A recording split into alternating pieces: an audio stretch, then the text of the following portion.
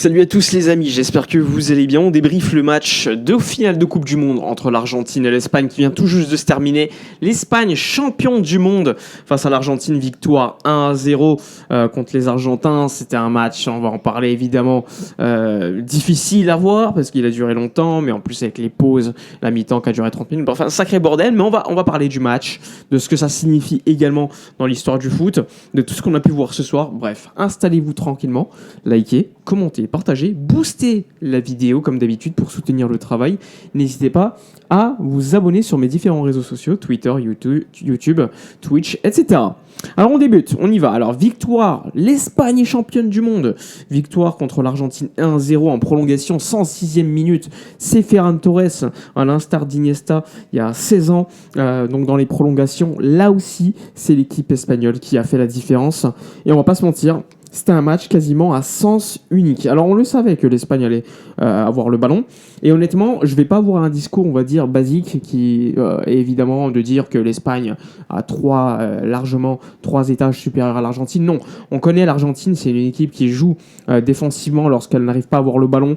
C'est une habitude chez eux. Ils l'ont fait en Copa América, ils l'ont fait en Coupe du Monde. C'est pas une habitude, c'est une habitude chez eux. Pour autant, l'Espagne était clairement supérieure collectivement. Pour autant, sur les 90 premières minutes, l'Espagne en réalité ne crée pas beaucoup de XG. Hein.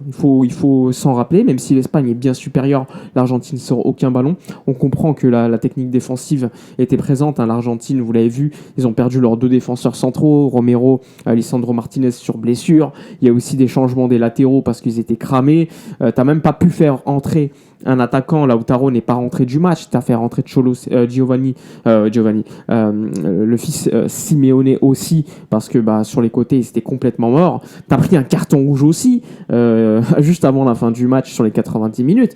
Il y avait franchement aucun scénario possible où à la fin des 90 minutes, tu te dis l'Argentine peut gagner le match hors tir au but. On va pas se mentir, l'Argentine était bien inférieure collectivement. Pour autant, défensivement, ça a tenu la route jusqu'aux prolongations, où là, à partir des prolongations, il y a eu la tête de Merino qui passe pas loin, il y a eu une tête aussi de Nico Williams, et il y a eu enfin le but de Ferran Torres qui est rentré en jeu et qui a fait la différence. Mais globalement, il faut être honnête, l'Argentine a été bien inférieure à son adversaire sur 90 minutes, pour autant, ils n'ont pas subi tant d'occasions que ça. Il faut le dire, il faut être honnête. L'Argentine n'a créé aucune situation de but, ça c'était quand même assez dingue, il faut le dire, lors des 90 premières minutes, c'était pas une parodie de foot, hein, mais clairement, déjà la pelouse n'aidait pas, mais clairement l'Argentine était venue pour défendre et espérer sur une transition, un coup de pied arrêté, gagner le match.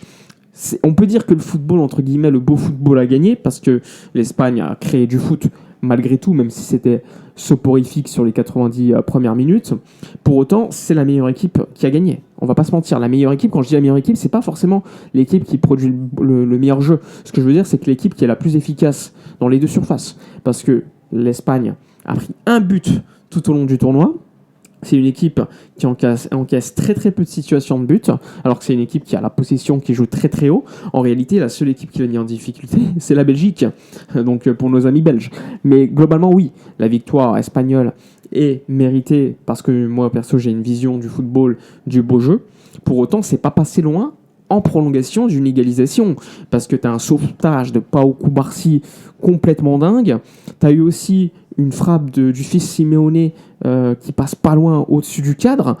Alors l'Argentine, c'est une équipe qui, pour les tuer, il faut vraiment y aller. Hein. Il ne faut pas leur laisser l'opportunité de revenir dans le match, hein, parce que même à 10, à la fin du match, ils auraient pu égaliser, et après tu vas au tir au but, tout est possible. Hein.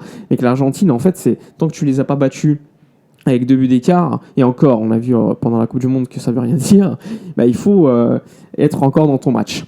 Alors globalement, la finale, en termes de jeu, l'Espagne était supérieure, comme je vous l'ai dit, en termes de beau jeu. Pour autant, on s'est quand même beaucoup ennuyé, c'était assez soporifique, il y a eu très peu de situations. À partir des prolongations à 10 contre 11, le match a un peu plus tourné du côté espagnol. Pour autant, il faut attendre la deuxième partie des prolongations pour voir un peu plus de football et d'occasions des deux côtés. Alors on a vu la rentrée en jeu de Pedri qui a fait une passe exceptionnelle pour Nico Williams pendant les prolongations qui n'a pas converti. On a vu Ferran Torres marquer le but du mondial. Les gars, Ferran Torres, alors moi vous connaissez mon discours sur Ferran, c'est un joueur que je considère comme étant un très bon joueur de foot, un bon backup, un bon remplaçant, mais jamais un 9 titulaire dans une équipe qui veut gagner la Ligue des Champions. Et là vous le voyez, c'est un joueur de banc.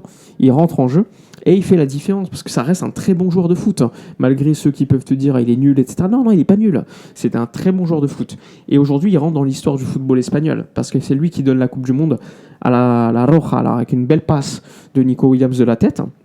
Mais c'est lui qui fait la différence. Alors l'équipe espagnole n'a pas brillé tant que ça offensivement, je trouve. On a vu Lamine Yamal qui a fait globalement une première mi-temps assez intéressante. Une deuxième mi-temps, on l'a beaucoup moins vu. Les prolongations, on l'a beaucoup moins vu. Tagliafico, je trouve, a bien défendu sur lui, même s'il y avait parfois des fautes, hein. De toute façon, l'Argentine, je comprends, hein, il y en a qui se plaignent, mais c'est le foot aussi de sélection.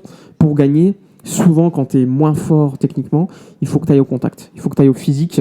Et aujourd'hui, tu as une faute de Enzo Fernandez qui prend un carton rouge complètement débile parce que le premier jaune, il doit jamais le prendre. Il râle et il prend le jaune.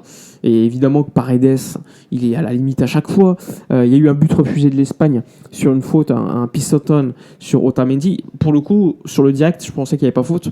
Mais après, en étant honnête, en revoyant l'occasion, la situation au ralenti, effectivement, Otamendi est écrasé par Merino. Donc le but était justement refusé. Ils ont bien agi au niveau de l'arbitrage. Mais globalement, quand tu es faible par rapport à l'adversaire, tu essaies toujours, encore plus, les Argentins, on les connaît, c'est une équipe assez complète, capable de jouer au foot, mais également capable d'aller au contact, etc. Et ça, c'est ce que j'aime aussi chez eux, hein, perso. Et aujourd'hui, ils sont allés que sur le physique, parce que techniquement, il y avait deux écarts techniquement, pas forcément sur la production en termes d'occasion, parce qu'on l'a vu, même si l'Argentine n'a rien créé du tout, 0 XG sur 90 minutes, l'Espagne, je crois qu'il y avait 0,80 sur les 90 premières minutes, c'est pas non plus une grosse dinguerie, alors que tu as la possession pendant 90% du temps quasiment. Mais ouais, quand tu joues à 10 contre 11, là par contre t'es cook face à l'équipe espagnole, parce que ça va beaucoup plus vite, t'es fatigué en plus, les remplaçants côté espagnol sont de meilleure qualité, Merino, Pedri, Nico Williams, alors que côté argentin, c'est des remplacements parce que t'as plus de joueurs offensifs qui peuvent rentrer. T'as que des mecs défensifs qui rentrent parce que t'as que des blessés. Donc complètement dingue. En tout cas, je suis un peu triste quand même pour l'Argentine. Perso, j'étais plus pour l'Argentine que l'Espagne parce que je voulais que Messi prenne une deuxième Coupe du Monde. Mais je l'avais dit, hein, si l'Espagne est champion, je suis content quand même parce qu'il y a beaucoup de Blaugrana dans cette équipe. Donc Lamine Yamal, champion du monde à 19 ans, il est déjà champion du monde et champion d'Europe avec la sélection espagnole. C'est la même chose pour Pedri. C'est aussi la même chose pour Olmo. Ferran Torres, alors malheureusement pas pour Fermin qui était blessé, ça c'est un peu décevant. Gavi, champion du monde, ça fait plaisir, il n'était pas là à l'Euro à cause de sa blessure, parce que De La Fuente l'avait forcé à jouer alors qu'il n'était pas bon, pas à 100%. Et oui, Joan Garcia, champion du monde, Gavi, Eric Garcia, Olmo, Ferran Torres, Pedri, les gars, Pedri déjà champion du monde, à l'Euro aussi. Alors oui, ils n'ont pas sorti une grosse Coupe du Monde, mais croyez-moi qu'à la fin de leur carrière, ils sont encore très jeunes, même pas au coup Barcy, il est extraordinaire. Sa Coupe du Monde, lui, elle est dingue. Mais imaginez, dans 20 ans, leur carrière sera terminée, quand on fera le bilan, ces joueurs-là auront peut-être beaucoup plus prouvé, encore plus, hein, je vous le dis, en termes de club et peut-être en sélection. On va pas dire, ouais, en Coupe du Monde 2026, ouais, c'était moyen. Non, on s'en fout. T'as le palmarès, t'as gagné la Coupe du Monde. T'as gagné la Coupe du Monde. Et en plus de ça, après, forcément, tu vas être meilleur. Ils sont encore très jeunes, ils vont progresser. Ça va être que du plus. Donc forcément, c'est quand même exceptionnel. Exceptionnel pour ces joueurs espagnols qui, encore une fois, comme en 2010, c'est une colonne vertébrale très barcelonaise qui a gagné. Même s'il y a beaucoup de joueurs d'Atlético aussi, des joueurs de Bilbao, etc. Il n'y a pas de problème. Mais globalement, tu as beaucoup de joueurs du Barça, comme en 2010. Et moi, j'ai hâte de voir ce qui va se passer pour Ferran. Parce que Ferran, il est champion du monde. Ferran, il a marqué un but décisif, et on le sait qu'il y a des rumeurs qu'il l'envoie au Paris Saint-Germain. Alors à voir ce qui va se passer, on a hâte de voir. Mais ouais, la finale était dingue. Triste pour Messi, parce que Messi aurait pu être champion du monde 3 fois dans sa carrière, finalement, entre guillemets, qu'une fois et 2 finales perdues. C'est déjà exceptionnel, surtout à 39 ans, il ne faut pas sous-estimer ce qu'il a fait. C'était que du bonus, le jeu était déjà terminé du côté de Messi, donc je suis un peu triste pour ça. De l'autre côté, je suis quand même content, parce qu'il a montré que même s'il il a raté sa finale globalement parce que l'Argentine n'a pas touché le ballon, globalement, ça reste un joueur, c'est le GOAT. C'est le GOAT, il a gagné la Coupe du Monde, il a gagné 2 fois la Copa América, il a joué 3 finales de Coupe du Monde, c'est peut-être le joueur le plus régulier de l'histoire en sélection, donc c'est exceptionnel. Il y a peu de joueurs dans l'histoire du foot en termes de sélection qui ont fait mieux que lui. Il n'y a que Pelé qui a gagné 2 Coupes du Monde et une en plus, 3e, où il n'a pas joué ou très très peu. R9, il a gagné 2 Coupes du Monde, il y en a une où je ne suis pas du tout. Il y a Cafu qui en gagne 2 aussi, je crois, voire 3, ouais, Cafu. Je crois, non, 3 Cafu peut-être. Non, 2 plutôt pour Cafu parce qu'il perd en 98. Mais globalement, si tu compares avec le football de club en plus, etc., il n'y a aucun joueur qui a la carrière de Messi en club et en sélection combinée. Et en plus, en termes de talent, forcément, tu n'as que peut-être Diego qui fait le comparatif. Et Diego est bien loin en termes de club et même en sélection. Messi l'a dépassé depuis 2022 à mon goût. Voilà pour le petit débrief que je voulais vous faire par rapport à la Coupe du Monde.